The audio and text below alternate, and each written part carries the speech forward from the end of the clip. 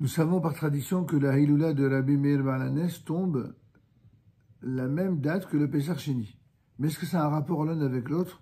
En vérité, aucun rapport.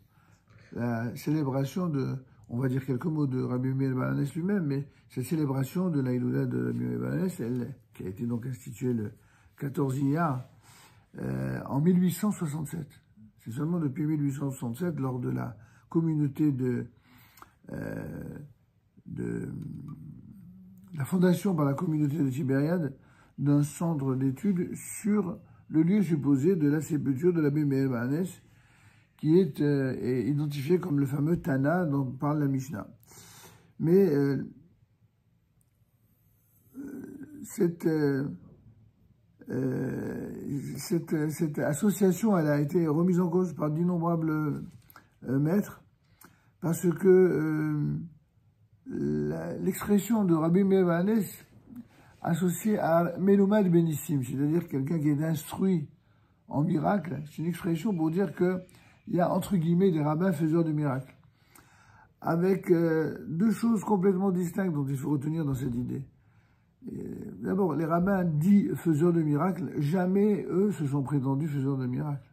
C'est juste que leur niveau de piété était si élevé qu'effectivement, ils intercédaient auprès de Dieu par des prières singulières, au point que ce qui se produisait suite à leur prière, à leur intercession, était, pour le commun des mortels, quelque chose que l'on attribue au miracle. Mais en vérité, eux-mêmes refusaient cette idée qui malheureusement est parfois exploitée aujourd'hui par des marchands en tout genre. D'accord, c'est-à-dire qu'en fait, on utilise ces rabbins faiseurs de miracles pour pomper de l'argent à des gens qui sont prêts à donner, voilà, simplement parce qu'on leur dit, voilà, charlatan. Ouais, un genre de charlatan, voilà, exactement. Alors, ça discrédite considérablement le monde rabbinique, en vérité, en général, parce que soutenir des œuvres rabbiniques, des institutions, des maîtres, des Kollelman, c'est fantastique. Mais il ne faut pas les mercantiliser, il ne faut pas les mettre au niveau d'une marchandise. C'est-à-dire qu'ils font exactement comme certains font. Hein. C'est un peu l'esprit comme ça. Les œuvres d'art, la même chose. Les œuvres d'art, un objet qui ne vaut rien du tout, mais simplement qui est original, qui est recherché. On décide entre businessmen d'attribuer une valeur, et tout d'un coup, voilà, on fait grimper la cote. Bon, c'est comme ça. Il existe un marché de l'art. Il existe un marché de beaucoup de choses, et on voudrait faire la même chose avec les rabbinim. Sauf que ça n'est pas tellement du niveau des rabbinim, et encore moins de la Torah Temet, que de matérialiser les choses ainsi. Tu veux être généreux, alors donne de l'argent à la yeshiva. Tu veux être généreux, tu donnes de l'argent au Beth Midrash, à ta synagogue, à qui tu veux. Pas de problème. Mais ne viens pas instrumentaliser la tzedaka pour dire je suis un faiseur de miracles, si tu fais ça, et tu fais dépendre la générosité d'une croyance dans les miracles. Ça, c'est ce qui malheureusement est omniprésent aujourd'hui, notamment chez des petits gens qui ne demandent que cela. En fait, quand tous les rabbinim du monde, quand ils sont sérieux, quand ils se comportent avec pureté, sainteté, qu'ils soient petits ou qu'ils soient grands, sont des intercesseurs et sont respectables. Et on doit les soutenir, et on doit les aimer, on doit les respecter, on doit demander leur bénédiction. Cela étant dit, faire comme s'il y a des autres qui sont faiseurs de miracles, puis que les autres, finalement, ils n'auraient droit à aucun respect, ça, c'est déjà un esprit mercantile et qui n'est pas très cachère. Alors, revenons en quelque sorte à cette année d'Afka, pour la première fois, je crois, pour des raisons purement de sécurité et de guerre, il n'y aura même pas du tout la Hiloula qui sera organisée, en tout cas de façon populaire, à la Makom, à cause des risques et des vrais dangers que cela risque d'encourir suite à ce qui s'était passé dans le passé. Je ne sais pas si tu te souviens, quand il y a eu des gens qui sont morts, il y a des gens qui sont bousculés, etc. Alors surtout quand on sait que habituellement la Hiloula, c'est le jour anniversaire de la mort d'un sage. Or, en ce qui concerne Rabbi Meir Baal HaNes,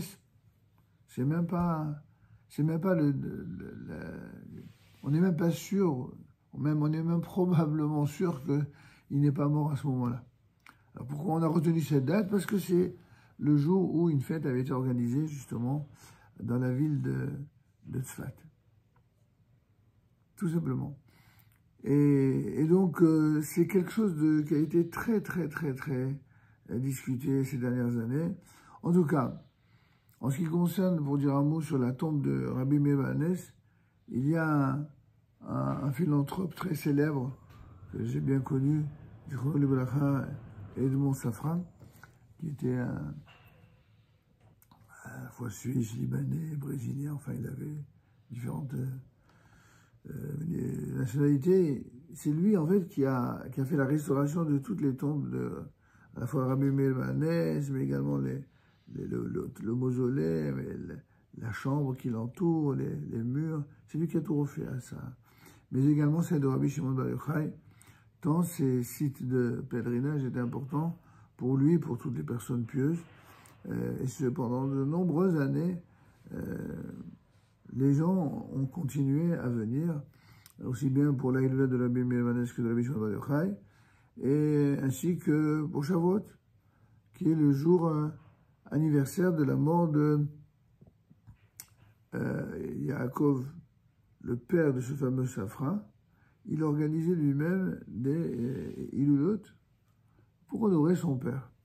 Et c'est ainsi il restait toute la nuit jusqu'à l'aube. C'est quelqu'un qui avait une piété remarquable. Et en l'occurrence, le Pesach Sheni, qu'on a associé à Rabbi Meir Baal HaNes, la seule et unique raison, c'est la date, c'est tout. C'est le 14 hier. Mais il n'y a aucun, je dis bien aucun rapport entre Pesach Sheni, dont on a déjà expliqué la raison, et le fameux Iloula de Rabbi Meir Baal HaNes.